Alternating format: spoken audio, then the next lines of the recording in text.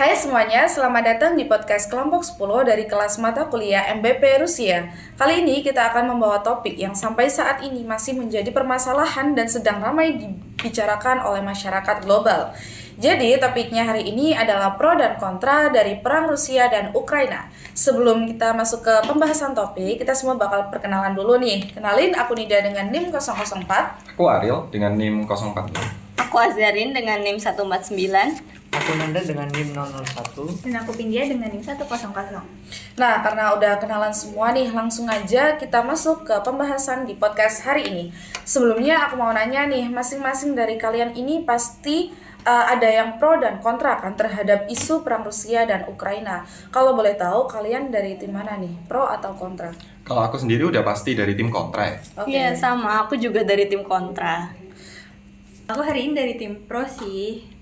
Aku juga sama kayak punya tim pro juga.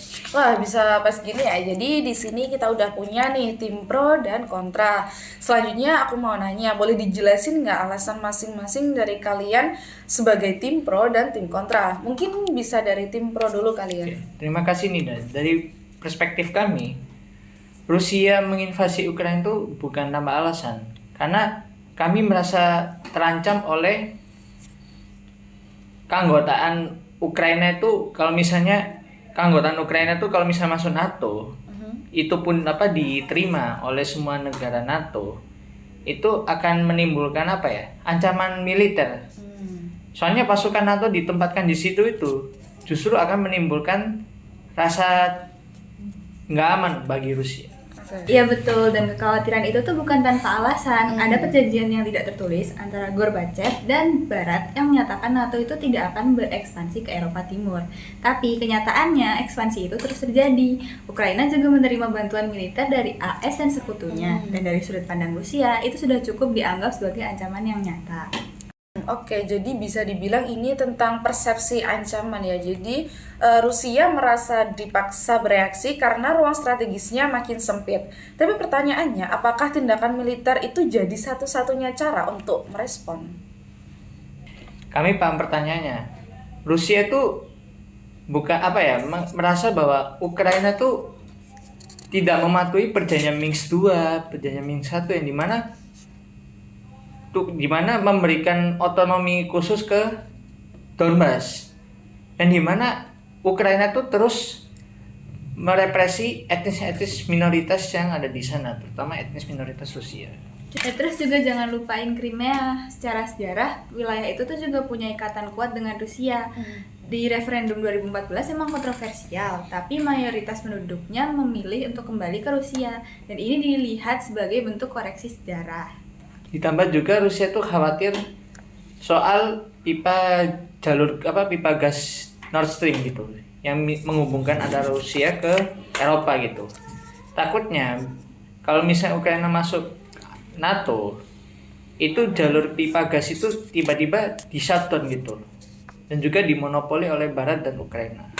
Wah, cukup menarik ya, tapi mungkin sekarang kita akan beralih ke Ariel dan Azhar ini dari tim kontra. Gimana nih pandangan kalian sebagai tim kontra setelah mendengar argumen dari tim pro?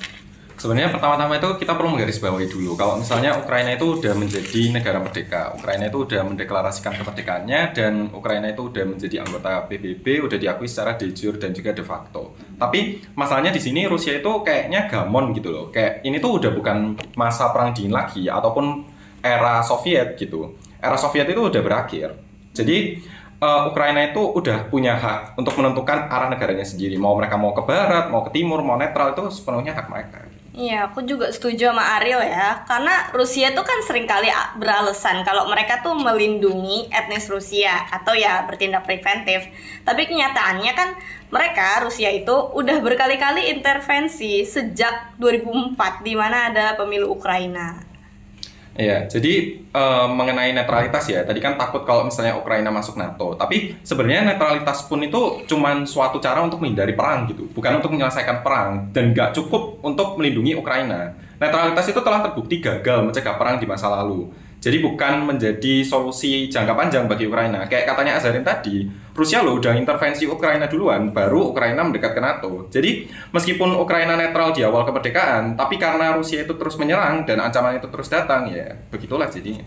I see. Jadi menurut kalian narasi defensif dari Rusia ini lebih ke dalih politik daripada langkah yang benar-benar perlu ya? Ya kurang lebih begitu, karena kan tadi sebelumnya disebutin sama pihak kontra kalau Rusia tuh ngeklaim Ukraina melanggar Minsk 2. Tapi kan Rusia sendiri juga terus bantu separatis di Donbas, jadi mereka nggak bisa tiba-tiba nginvasi terus bilang itu bentuk pertahanan.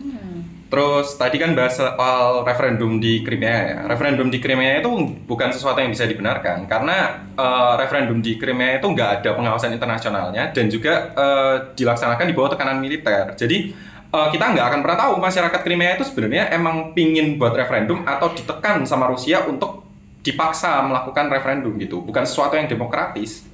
Nah, terus kalau kita bahas soal energi nih, tadi sempat disebut. Nah, kalau memang benar khawatir soal jalur gas, ya diplomasi kan bisa jadi solusi, bukan tank. Invasi itu ya malah bikin dunia tambah tegang, terus ya pasar juga jadi nggak stabil. Oke. Dari argumen yang udah kalian sampai ini, sebenarnya kita bisa lihat ya kalau konflik ini nggak sesederhana siapa yang menyerang duluan, karena ada faktor sejarah, geopolitik, hukum internal, dan juga persepsi masing-masing dari negara. Tapi yang jelas korban nyatanya tuh ya rakyat sipil dan itu nggak bisa diabaikan.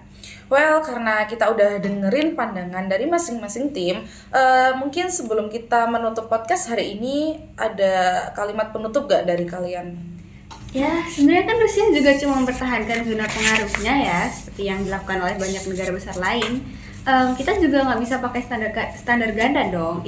Intinya kalau misal dilihat dari sudut pandang geopolitik dan sejarah, Rusia tuh cuma nggak mau dikelilingi oleh aliansi militer musuh. Negara manapun pasti akan bertindak demikian kok kalau merasa ancamannya nyata.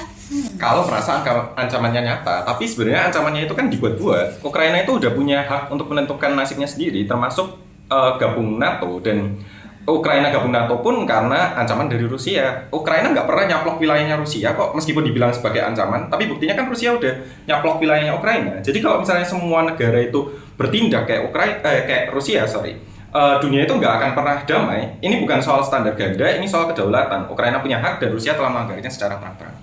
Nah, terus kalau kita bahas solusi jangka panjang kayak yang disebut Ariel sebelumnya, kan Ukraina itu negara merdeka ya. Jadi ya bukan dengan ngedikte si Ukraina, tapi biarin aja mereka nentuin masa depan mereka.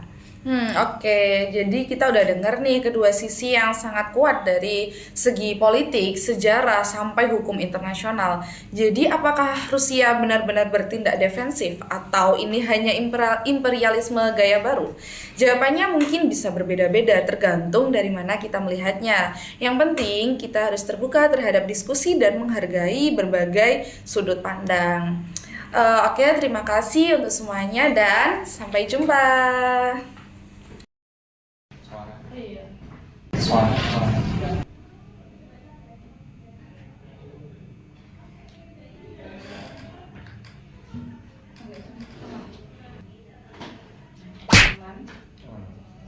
Selamat datang di podcast dari mata kelas Pulang aja ya. Dari tim kontra.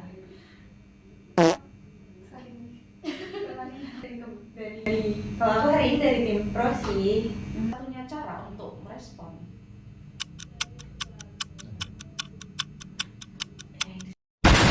Bentuk koreksi sejarah.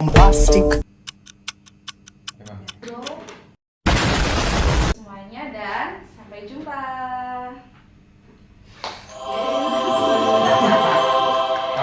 Wilayah itu Why are you gay? kelihatan kuat dengan Rusia. Who says I'm Di gay? referendum 2014 dia bentuk koreksi sejarah. Semangat editor. Iya. Kita bikin footage, butuh footage nggak? Foto gitu. Ayo. Boleh deh. Boleh deh. Ya nggak mau. Dari angle gini boleh. Iya, dari angle gini. 0,5 gini. Foto, enggak, jangan pindah dulu. Foto bersama. Oh, itu